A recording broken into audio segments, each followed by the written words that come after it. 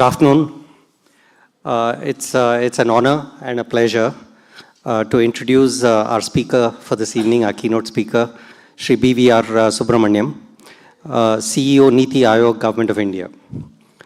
An Indian administrative officer of the 1987 batch, Shri Subrahmanyam has held important assignments over the last 3 decades. A very lively conversationalist. We've had the pleasure of speaking to him for the last about half an hour, and I've also spoken to him of another time at different points in time. Very lively mind, and we took him down to visit each of the different stalls, and people there were quite stunned by the questions that he was asking. And Srini Raju here was saying, please don't give him papers that thinking that he's not going to read them. He's actually going to read them and follow up and chase you after this. So be a little careful about anything that you're actually going to be doing. His association with the school, he knows about the school a lot because he'd served quite extensively with Dr. Manmohan Singh at a time when our Mohali campus was also being set up. I'm just going to leave you to delight in his remarks. I think it's wonderful that a conference which celebrates research, which talks about research and the implications of the rigorous work that we do here, that it has for policymakers. It's really fitting that the last talk on a conference like this is done by someone like Shri B.V.R. Subrahmanyam. Welcome, sir. The stage is yours.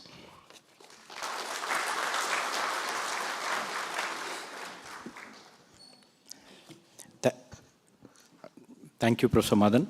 I'm indeed delighted and honored to be invited to speak to you in this wonderful conference that's been organized by ISB. About a month ago, I was invited by Professor Madan, and we're in the middle of a heavy working season in Delhi. So it was very difficult to give a commitment early on. You may say today is a holiday at the national level, but you know, for bureaucrats in our Prime Minister's government, there are no holidays. And as he says, we work 24/7. If anybody else works or not, a lot of the senior government does work 24/7. So, but I said, look, this is an opportunity I should not miss. The program design was very exciting. And I think that is the primary reason I actually chose to come, because the issues which you were discussing, and I went through the themes that are there. You know, you were talking about corporate governance, you were talking about, you know, rural development, you were talking about artificial intelligence, you were talking about subjects like, you know, productivity, financial inclusion. You know, this is the kind of stuff, technology and welfare.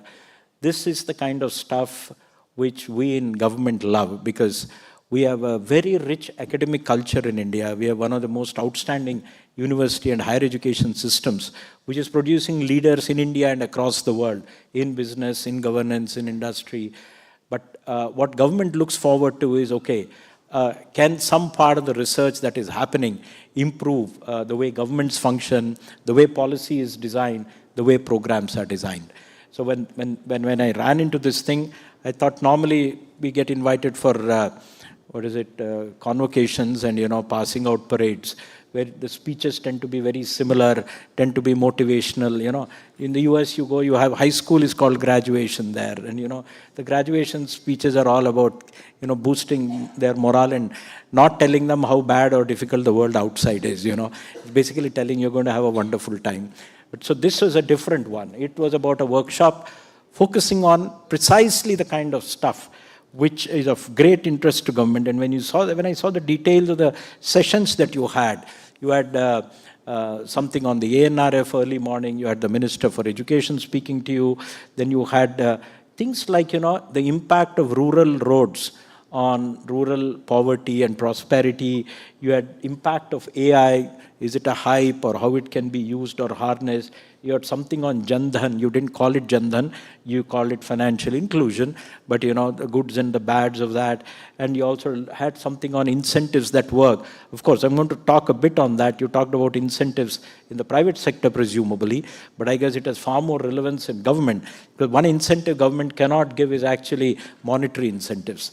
The only thing government can give is non-monetary incentives. How do you incentivize a person who has a job for 30 years and with a known career path and known pay rises to work more than he should or work more productively or efficiently? It's the most challenging question all bureaucracies in the world face. You can't sack the person, you can't do anything. How do you motivate the person to perform better? These are areas of great interest. And I think you must have had a wonderful day. It is a very well-designed program. Now, what am I been asked to speak upon? I've been asked to speak upon the NITI Aayog's blueprint for a digital nation or a digital India of the future.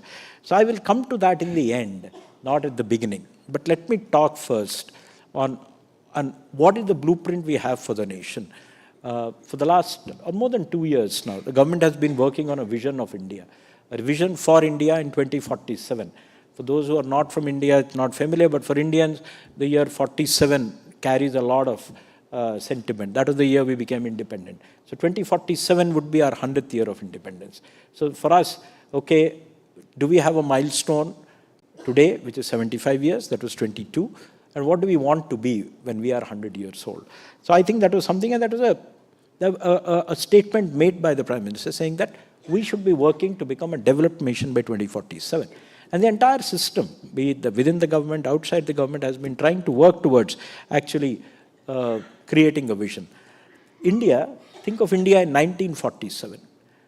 It was a country which was literally written off, a country which was not expected to even hold for a decade or two as a unified nation, mired in poverty, in disease. What are the biggest problems? Malaria, diarrhea. This is what the country was all about, And in a matter of pride that 75 years later, we can say that we are the 5th largest economy. We have solved all the problems of the last century. We have got over problems of hunger, disease, and waste.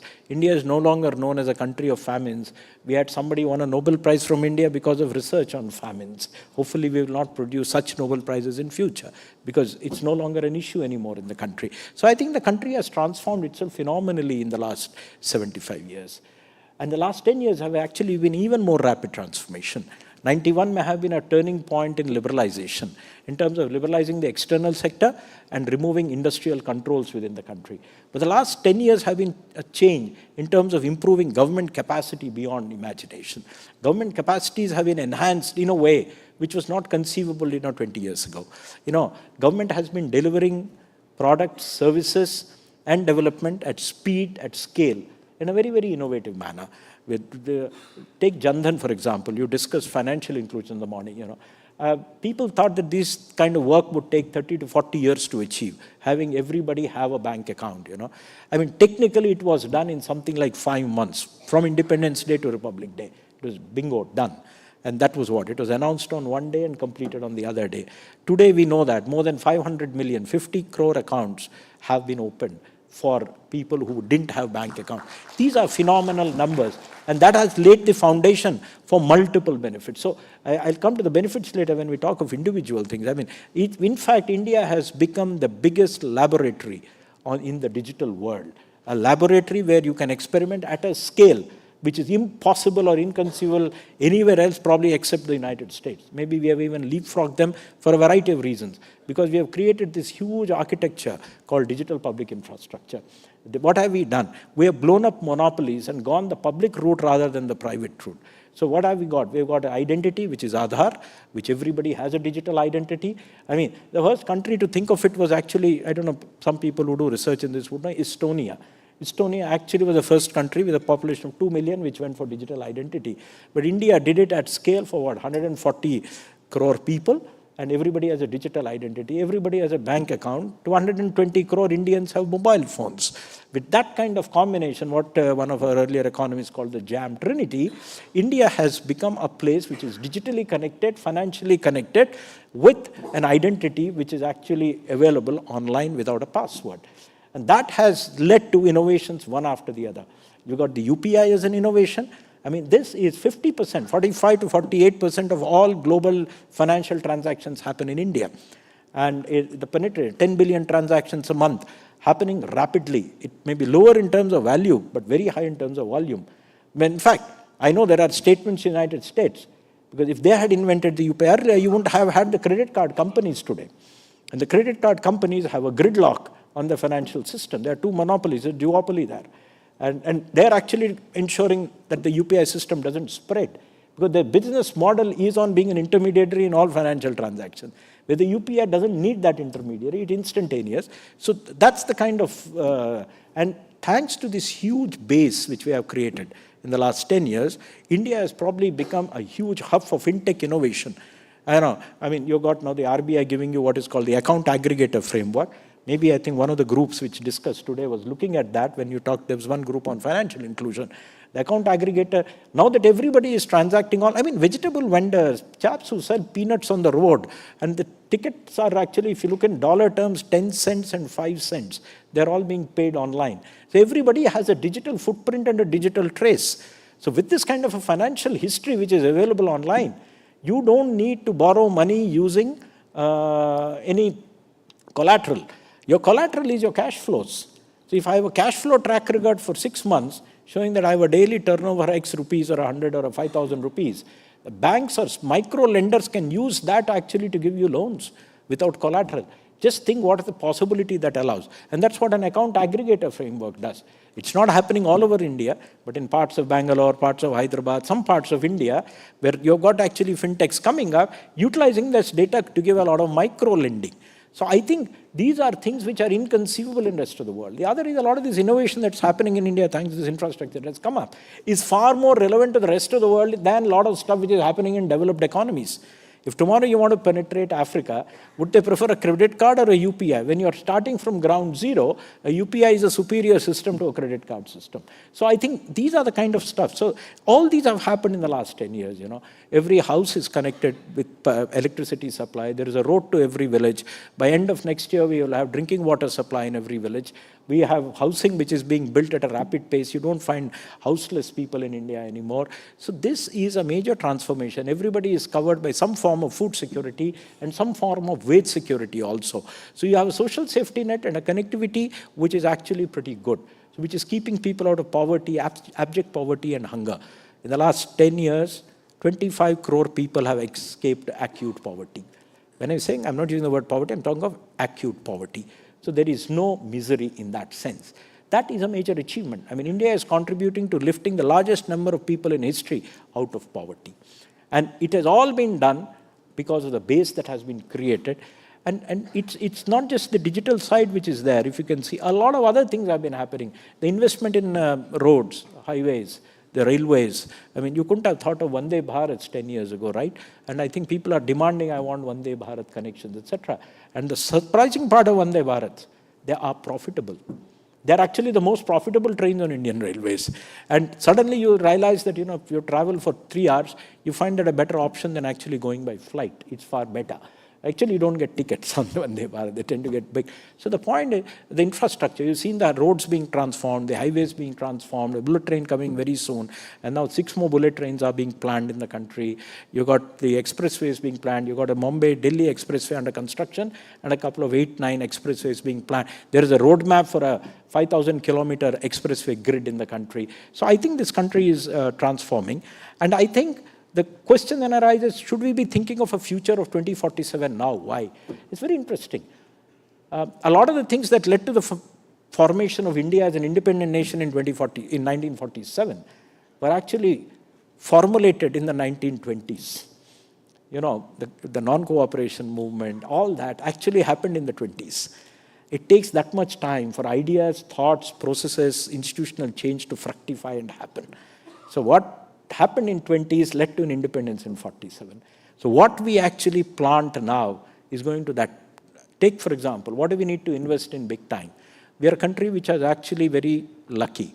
We today have the largest population in the world, but among the youngest populations in the world. We need to invest in that population. We got 140 crore people. It's going to grow for a slightly longer time. It's about 29 years on age in terms of median age terms. It'll grow. It'll cost about 160 odd crores and stabilize. We need to invest in education.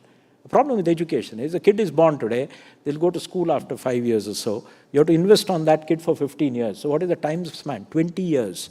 So to show results, so you can't think on 2047 that I'll open schools and tomorrow, bingo, there'll be magic. It won't.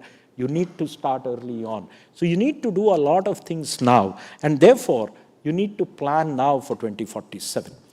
What is this plan for 2047 we are looking at? We are looking at a country which will be about $30 trillion in size. That's larger than US or China today. They will also grow. US will certainly grow. China will have a different problem. They have a declining population. By the end of this century, China will be about 700 million people, half our size. So you can see the frantic nature of, fears they have, that they are going to be a country in decline in demography. So that's a very different kind of a time set. But this is going to be in our favor for a really long time. Our demography, you do the things right, this country is going to be a well-to-do country, a high-income country. What does it mean? Vikasit Bharat for us is not necessarily just being a prosperous country. It's also an inclusive country. It's that sabka saath, sabka vikas kind of a country. We need to carry, we need to have a rising tide which lifts all the boats. And I think that's the way we are looking at it as Vikasit Bharat, that the whole nation, every corner, not just one region or one group of people or urban and not rural, actually develops and go this. But what do we need to do to go there? We look at the characteristics of a developed economy. If you look at a developed economy today, they have strong institutions, they have strong frameworks, they have strong judicial systems which are quick and rapid. They are very, very invested in technology and R&D. They tend to be very innovative in nature. And this is what keeps the advanced countries advanced perennially. And I think that's the direction India has to go in. And which basically means we need a lot of reform. A reform of government, a reform of the private sector, and a reform of academia also. And that's very important. And also collaboration between all three. Why do I say reform of all? Government has to reform itself. I'm not talking of economic reforms. That is passé. It will be done. What we need is reform in terms of how governments think and act. The way we thought for the last 100 years to solve the problems of the last 100 years won't be suitable for the next 100 years. When there is no poverty, what will a bureaucrat in a district do? If there's no shortages, what will that bureaucrat do? You have to think of new challenges which that bureaucrat has to address. Similarly, for the private sector, working in a protected, sheltered environment is one thing. Working in a country which is a major economy, fully integrated with the rest of the world, will have to have a totally different mindset, where you actually don't look at your competitor next door. You're looking at your competitor across the oceans, across the seas.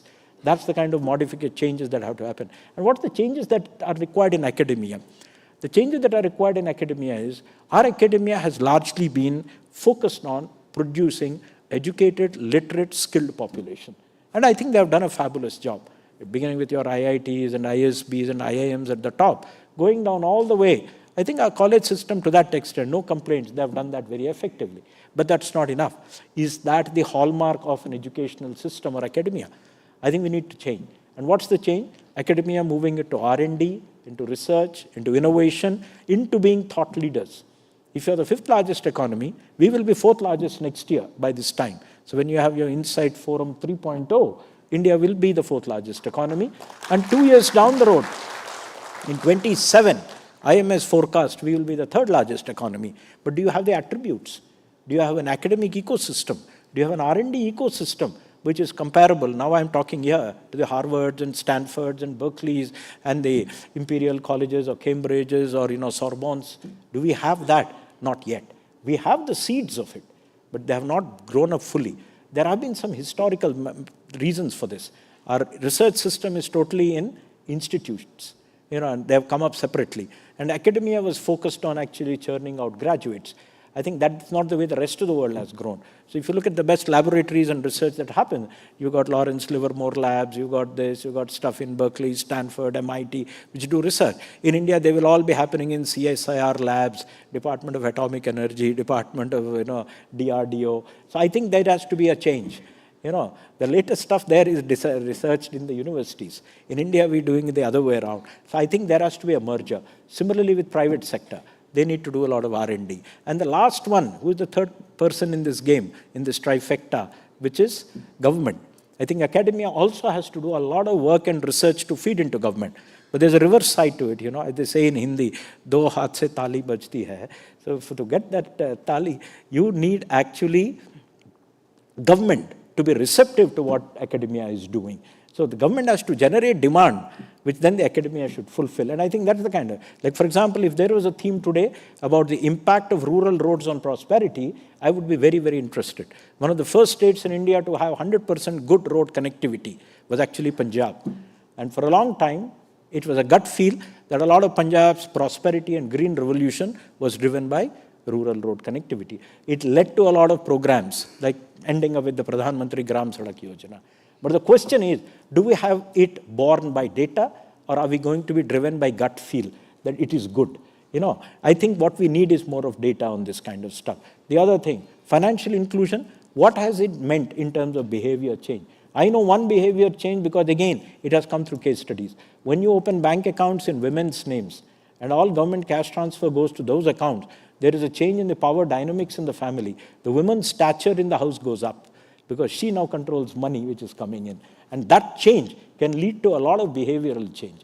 And I think that's very important. So I think academia should also be working on public policy areas which can actually lead to doing. As I was mentioning, our higher education system is vast. We can be proud of it. No point reeling out the numbers, 1,200 universities, so many IITs. We have been opening, at the rate of every week, one university has been opened in India in the last 10 years. One university every week has been opened, and we have been opening 2 colleges every week in the last 10 years. That's the kind of expansion. Who on earth can think of it? And mind you, that's not enough. Today we have 1,200 universities and slightly more than 4 crore students. But that's only 29% of that age cohort is actually enrolled in the university system. If you actually want at least 50% of the students to go into college, we need to be doubling the number of colleges and universities in India. The country needs 2,500 universities. So, it may look that, a lot of the universities are not up to the mark or whatever, but the fact is, you need those numbers. Maybe you need to deliver education differently, but I think those numbers are there. The other thing is, NITI is also working a lot. R&D and innovation, as I said, are crucial for becoming a modern, developed economy, which basically means universities need to get into that seriously. I know ISB would be running an incubator. NITI funds a lot of incubators. About 100 incubators in the country are funded by NITI. Other parts of government are also funding incubators. DST, DBT, they all fund incubators. I think innovation, creating entrepreneurial talent within our youth, I think that's good. It's good that the world's 3rd largest innovation ecosystem is in India. Okay, it's good, 100 plus unicorns, all that is good numbers. But I think we need to deepen it further, widen it further. One area where we don't have adequate investment in India is deep tech. A lot of our innovation in India is all about platforms. That's the easiest one to do. What we need actually is to go into fundamental innovation which changes. What is deep tech? Deep tech is knowledge which doesn't exist today. That's the definition of deep tech. So you are actually funding things which don't exist today. You discover the thing as you go along. And that's what deep tech is. So deep tech would be the Pfizer and the Moderna vaccine. They didn't have the vaccine, and it's not a traditional. The process of the vaccine itself was the innovation which was discovered as a part of the funding process. Credit to the US government that they give that. What was it called? Operation some light speed or something. Warp speed, yeah. And $1 billion were thrown at companies, and that's it. And they came up with technologies which were there. It's a new way. You don't get a vaccine, right? They're actually giving you a messenger RNA which will provoke your body to develop the antigen, which will then develop an antibody. So you're actually not interfering with the body system in a way. So it's phenomenal. So that's deep tech, and we need to promote that kind of stuff. I don't think we have the ecosystem. Neither the funding exists, but I think the brains exist. The surprising part of India today is a very strange situation. India has more than 1,200 global capability centers. This city probably has 400-500 of them. Bangalore, Hyderabad, and Pune are the 3 centers, where GCCs, about 90% are in these 3 cities. What is it? It's a lot of Indian brains working on R&D. These are not outsourced BPO call centers. They're actually R&D centers feeding IP, intellectual property, to be registered abroad, which basically means they have the wherewithal to do it. They just don't have the ecosystem to do it domestically. It's a foreign company. Comes and does it in India. How do we create that ecosystem in India that we develop our own IP, where the GCCs are domestic in nature? I think that's the big step. And that is when you become a truly developed nation. So if you want to become Vikasit Bharat, you need to develop a higher education system with a strong R&D focus. When I say R&D, R&D need not be just sciences. Management is also R&D. Everything is changing organizations, structures, processes, system is also R&D. You need a strong ecosystem which supports innovation. And you need a government which gives actually facilitative policies which actually promote it. If you look at what is there in the future, since I've been asked to talk about a digital future of India, I think a couple of things. We are living in a time of turbulence. One turbulence is real turbulence, which is climate change, So the real turbulence when you fly or wherever. You have got a November in Delhi, which is very warm, historically very warm, and you have fog and bad weather. It's an unknown thing, You associate fog with winter. Now you're associating fog and no flights with hot weather. So this is climate change. India can be a leader in climate change because the technologies to address climate change, either mitigation or adaptation, have not yet been invented fully. So if you do that, India actually becomes the leader in these two areas. And places like ISB can actually, with so many centers which run here, can actually think at, what are the technologies or what are the areas of research where actually India can leapfrog. There's an important thing. Most countries in the West have developed stable economies which have to be rewired and re-engineered for a green situation. Most of India, you're 3.5 trillion, going to 30 trillion. 90% of India is out there to be built still. It's still not built. So you actually can build it the right way. You don't have to go through re-engineering. You actually build the right kind of power systems, mobility systems, etc. Today morning I was very excited. One of the secretaries in the state government was telling me, how can we make Hyderabad a green Hyderabad where everything is green? That's an interesting thought. The good thing is, people have moved from bicycles to, buses and then to cars and now trying to go back to green cars, right? In India, most people don't have cars. So can we go from bicycle to EVs? Just cut out all the middle stuff. So, that's a different way of looking at things, and how do you jump? The other thing which is changing, is actually artificial intelligence. AI is, again, you had a theme on AI today. I don't know what was discussed. And we have had some of the top thinkers in the world. I forget the names. The chief scientist of Meta, the French gentleman, he had a talk at NITI. So we keep calling people, I'm bad at names, so come and talk at NITI. I'm not terrified by AI. And ChatGPT for me is a bit of a joke, it's a play. It's a play thing. Very soon your AI will be sitting on your phone. You actually don't need all those GPUs and all that. It'll become a mass product, which actually is undifferentiated. So the first ones will actually look interesting and fun. The bigger thing is actually how AI will level the playing field. No country will have an advantage. So what will happen is, since it's a new technology, you can actually be a leader in the technology. You can actually set the standards for us to the world, along with the leaders, whoever are there. And you can be a leader in the adoption of that. Some jobs will be lost. Many more jobs will be created. When the computer came into government, people thought jobs will be lost. There will be no more typists. There will be no more. Actually, number of typists in government have increased, They thought there will be no paperwork. I'm talking of Rajiv Gandhi's time, 80s. There will be no paper in government.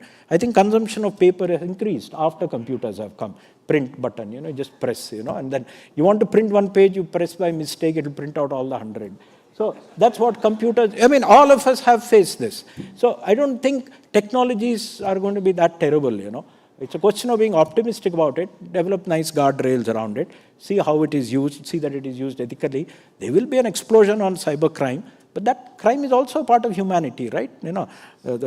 When human beings were invented, you had gods, but you also had demons. So, they will be there, and that will continue. There's nothing to be terrified. You'll develop methods to capture them.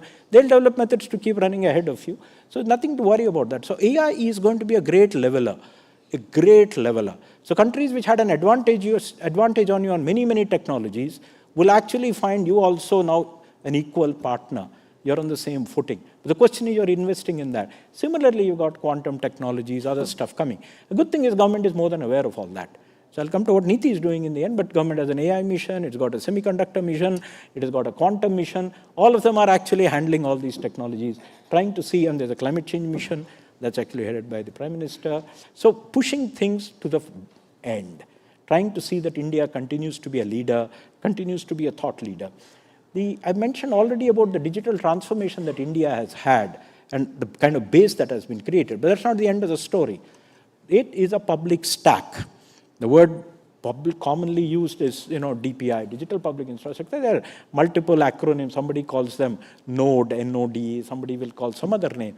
But if you call it a stack, multiple stacks are being developed. An education stack is being developed. Agriculture stack is about to be rolled out. Our expectation is by 2030, there will be 10 more stacks in various sectors. Your entire land records are getting digitized. Crop records are getting digitized. Very soon, the entire agricultural stack will lead to another explosion in usage of technology to deliver farm gate level interventions.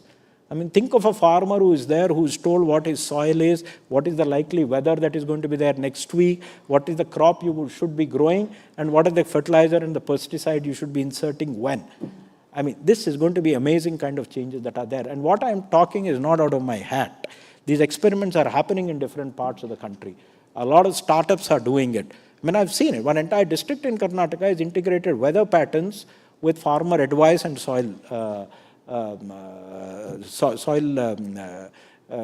measurement of the soil. And they're giving farmers precise inputs on, leading to 20% saving in fertilizer, 30% saving in pesticides. You're seeing drip irrigation and sprinkler anyway becoming universal. The entire agri-system will change. And the agri-system will change because you will also move from rice and wheat to a lot of horticulture and floriculture. So once you move to that, and it's high value, you will also invest more money. Similarly, there are transformations happening in the food chain. So, you've got, Ninja Cart and whatever. They're actually bypassing the entire mandi system. The stuff comes straight from the farm to the retailer in Bangalore.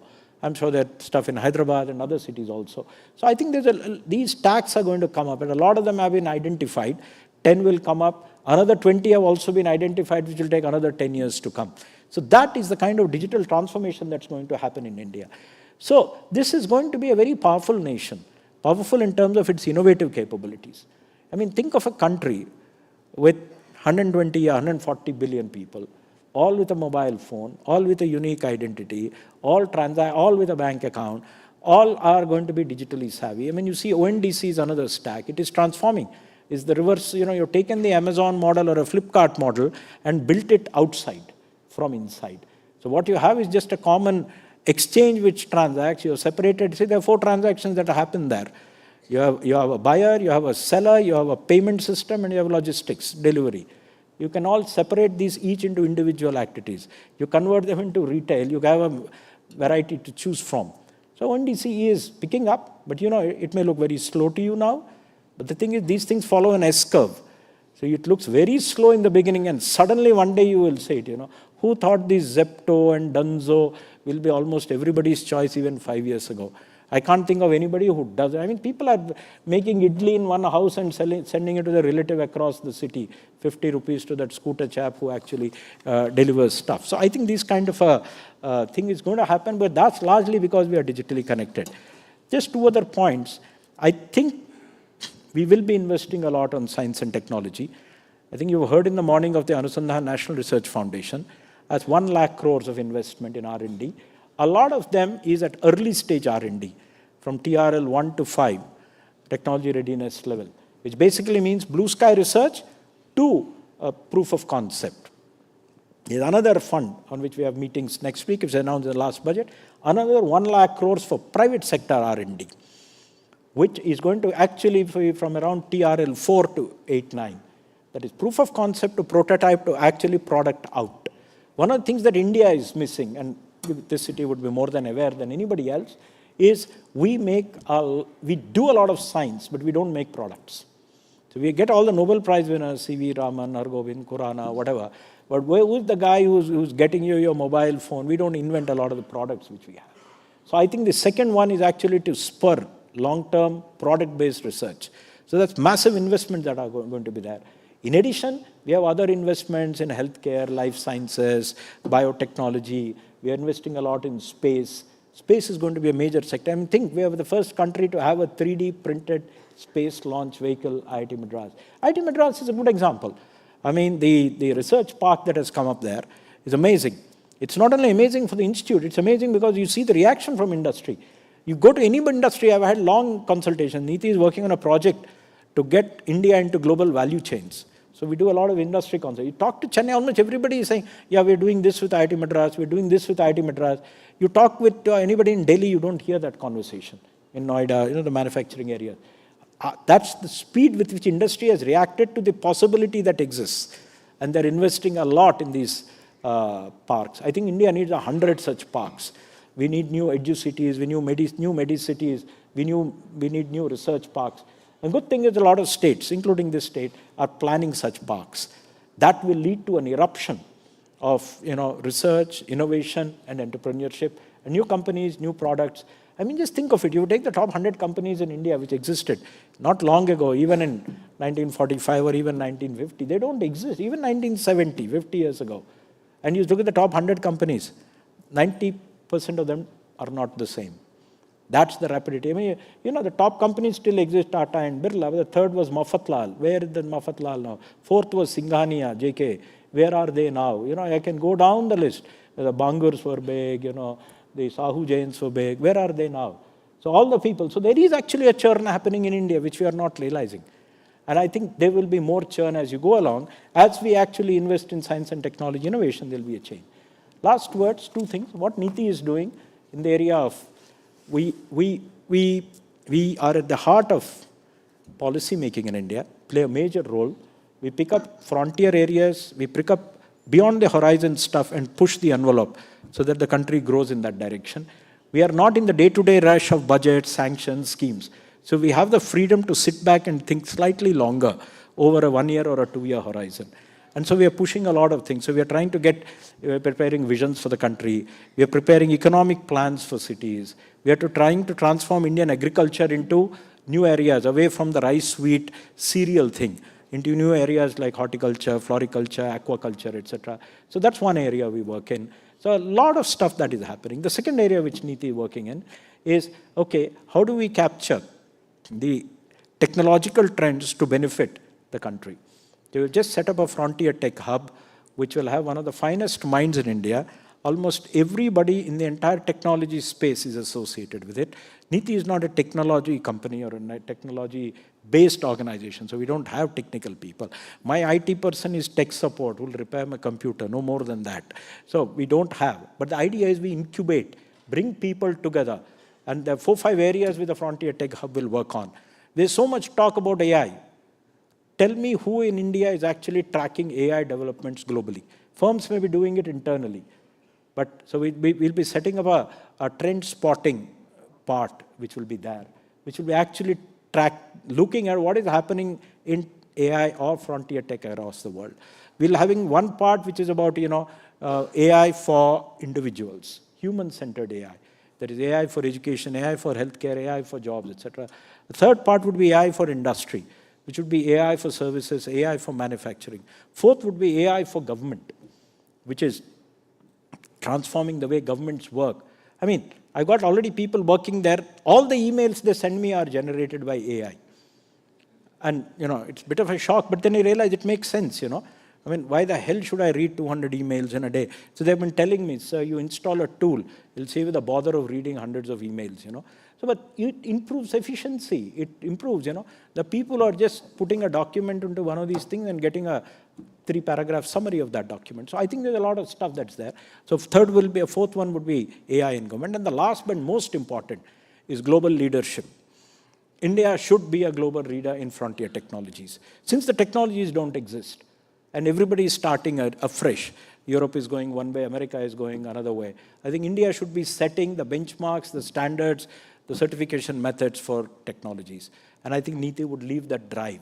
And we would force ourselves to be global leaders, force all of you, institutions, industry, academia, into actually being leaders. So that's the Frontier Tech Hub. A couple of pieces of advice for ISB, last words, because they've organized this wonderful forum. I think what you're doing is this kind of stuff is wonderful. Mind you, I not tracked the organization, but I was informed that you run many centers here, large number of centers in Mohali, healthcare, manufacturing, family businesses, innovation, a whole lot of stuff. And the kind of stuff that has been discussed today, even otherwise not discussed today, a lot of them has a lot of relevance to government. And the proof of the pudding is in the eating. The biggest satisfaction that comes to academia is if some of their ideas get implemented in real life. In NITI, we don't call ourselves a think tank. We call ourselves an action tank. We don't want to produce a report which will lie on somebody's table, then we'll go on to a shelf and then into the dustbin. We'd like to see the things rolled out. So I think a lot of the stuff you do should penetrate government thinking. What would that mean? That means all your centers should actively involve government, at least on a periodic basis, to see what is happening, also give you research ideas. I think NITI is one of the richest sources of research ideas for others, because since we know, we sit in every sanction process of the government. So we know what are the gaps in government.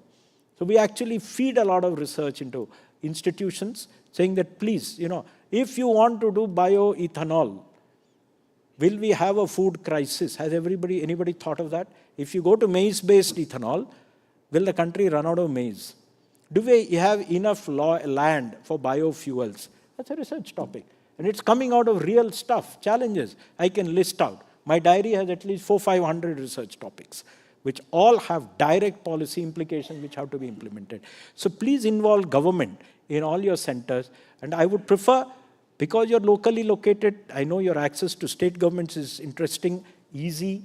Also, you can do real experiments in the field, but do involve central government, because a lot of policies emanate from there. So, and central government fundamentally is not a body which implements things. It is actually largely into policy. So, if you have a center for manufacturing, the government, the department, there are half a dozen manufacturing departments. Good old Udyog Bhavan in Delhi, DPIIT, heavy industry, textiles, MSME, steel. They're all, Udyog Bhavan means there's one Ministry of Industry in the 50s. They've all come out of that. I think some of them, DPIIT certainly should be sitting with you on that center. So each of these centers, I'm sure, has some advisory body or some academic group which guides the work of that center. They should have somebody from central government, because then it will feed both ways. Your work will actually get used. That's one thing. And I think, that will give greater satisfaction to your own centers and the people who put money in actually getting these centers up and running. So that I keep telling that. And the impact that happens when you actually penetrate government policy is phenomenal. And it's there. For example, we are working with some institutions on behavioral change. Anemia is a problem which everybody knows how to solve. You know that for a pregnant mother, 60 days, you give an iron folic acid tablet, there'll be no anemia. 30% of our people are anemic. It's not, and the medicine is free. You know the solution, the medicine is there, and it is costless. Why doesn't it still happen? There are behavioral issues. So we're actually working with the behavioral insights team to actually change this. We're working in a couple of states. If it works, we'll expand it and make it national. So we're given that opening. NITI can also open doors to ISB for some of their research work to go national, so that you can actually choose the best places to do your research in, which will then generate a lot of insight. So with this, I wish you all the best. It's been an outstanding area of work which you are doing in. It's rare for business schools to work. IIM Bangalore was the only one which had public policy to begin with. Out of the 3 IIMs, the Bangalore IIM used to be called the public sector IIM. Before the private sector boom in India, Now it's become an IT IIM. Everybody is into IT. But the point is, it's very, very important, because government needs as much of managerial skills and as much of research as any other institution. And it is the largest organization in the world, government. Government is 30% of the world, So I think it will benefit a lot. Wish you all the best. Thank you very much.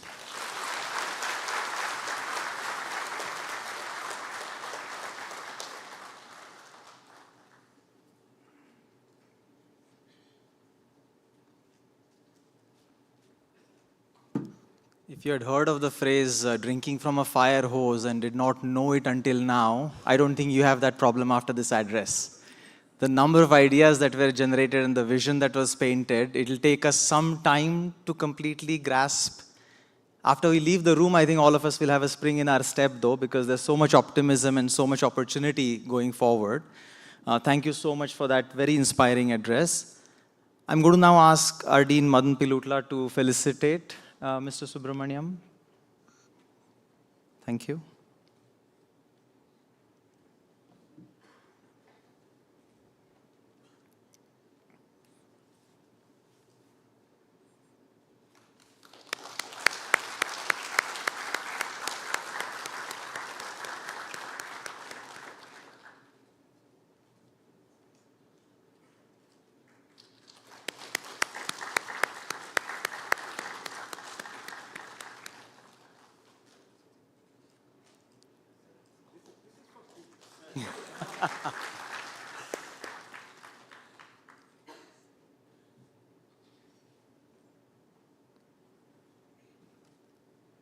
It's now my privilege to deliver the customary vote of thanks, but today they are not customary because we've really learned a lot, and the day has had a lot of action, a lot of thinking, a lot of discussion. I'll start with our sincere gratitude and appreciation for the Honorable Minister in the morning who delivered the inaugural address and really set the tone for the day. He talked very eloquently about the research ecosystem, the need for management research. He had come prepared. He had data points with citations, and that really set the day's agenda. So we're really thankful for his time. I then want to thank Shri Subrahmanyam ji for his address, the alacrity with which he transitioned between technology, policy, business, all the time keeping in mind the vision that's few years down the line was remarkable, but also his ability to pinpoint and put his finger on the key insight. So his insight about separation of research from education in India, which is probably one of the reasons why we are here, I think speaks volumes about taking ton of data and then distilling it into key insights. So thank you for that. Next, I want to extend our gratitude to our esteemed panelists. I hope some of them are still here in the audience. And I'm speaking not only for the audience and myself, but also for my colleagues when I say that your perspectives, the panelists, the perspectives that they brought to the panel discussions have been really valuable. I attended a few of them because we had parallel sessions, but I could see that sometimes they confirmed what the research had found and sometimes they questioned some of the research findings. But together, almost every time, it created a path for more research and more insights going forward, as well as ways to bring back the research insights into practice, as Mr. Subrahmanyam just alluded to. Next, I want to really thank my faculty colleagues for taking this leap of faith. We started this experiment last year. It's not often easy to engage academics and say, would you mind bringing your research in front of practitioners and policymakers? Sort of subject yourself to questioning and be able to respond back. But they have been a sport. We did this last year, and this year it has been even better, especially with the inclusion of research centers and institutes, of course, which involves faculty members but goes beyond that. So I'm really thankful. I'm sure you have your own to-do list after today's discussions. Maybe we also need to get hold of Mr. Subrahmanyam's diary, which has 400 research ideas, and distribute amongst us. But needless to say, we have now a good agenda to prepare for the next year's Insight Forum, which I think will be larger, and we've already said would be more inclusive, which means we will try and reach out to other institutions. Again, a theme that Mr. Subrahmanyam mentioned about collaboration across institutions. I think we need that. A special mention must go to the organizing team, which is one team but multiple departments within the school. You know how hard coordination across teams is, but they've done a phenomenal job on multiple fronts, reaching out to the panelists, quote-unquote, coaching the faculty or nudging the faculty in the right direction and getting the pushback at times, but also just the smooth operation, everything that happened today. Those who are in the background, I always say the frontline people, housekeeping, food and beverage, they kept us well-fed and well-caffeinated. All of that has, in the end, resulted in a great experience. But in the end, I want to thank all of you who have really stuck around. First of all, you spent the whole day here. I think that's really an affirmation of our belief that academic research does not need to sit inside these four walls, that these have relevance and appeal to, I'm going to call lay audience. I know you're not lay audience. You are knowledgeable and you are, you can understand good content from not so good content. But this has redoubled our enthusiasm and energy to come back to you with equally relevant but more exciting themes for the next year. So please stay tuned for the announcements that we make for the next year's ISB Insights Forum. Thank you. Thank you one and all for the day, and I hope you have a wonderful evening and the weekend going forward. Please remember 24x7, so I don't know how many of you are going to be busy during the weekend, but I hope some of you get some fun. But before you go, please join us for a high tea in the atrium. By now you know where it is, which will be one more opportunity for you to exchange ideas and maybe get an agenda going for the future. Thank you so much.